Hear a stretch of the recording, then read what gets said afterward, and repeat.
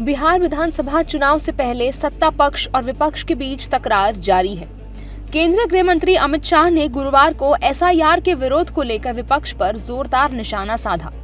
बिहार के बेगूसराय के बरौनी में कार्यकर्ताओं को संबोधित करते हुए कहा कि वोटर अधिकार यात्रा घुसपैठिया बचाओ यात्रा है। अगर बिहार में महागठबंधन की सरकार बनी तो बिहार में घुसपैठिए ही घुसपैठिए हो जाएंगे।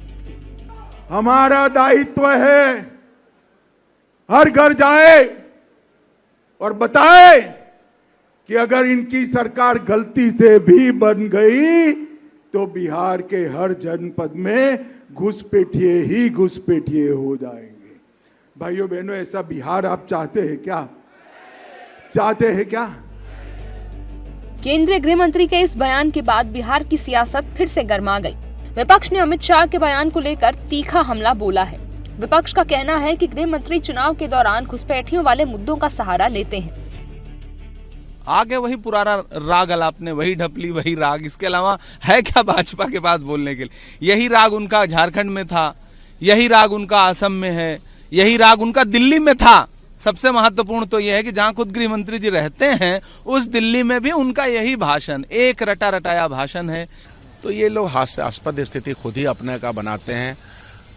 22 साल से 20 साल से सरकार बिहार में गठबंधन, भाजपा गठबंधन, देश में इनकी सरकार, तो घुसपैठिए इनके मन से आते हैं क्या? इनके साथ कोई सांठगांठ ही होगा ना, आते हैं तो जो सांठगांठ करेगा और भाषण भी देगा, मतलब गजब है। विपक्ष द्वारा अमित शाह के बयान पर हमलों के बीच लोक जनशक्ति पार्टी सांसद शांभवी चौधरी ने अमित शाह के बयान को सही ठहराया है और विपक्ष पर घुसपैठियों को पनाह देने का भी आरोप लगाया है।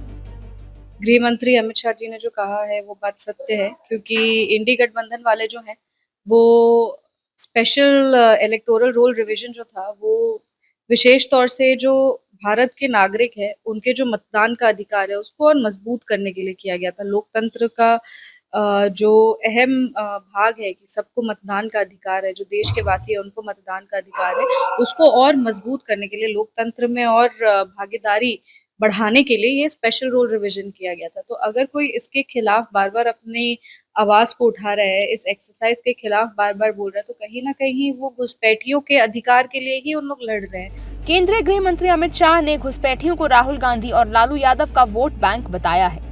साथ ही उन्होंने बिहार के लोगों को नीतीश सरकार द्वारा किए गए कार्यों की भी याद दिलाई है।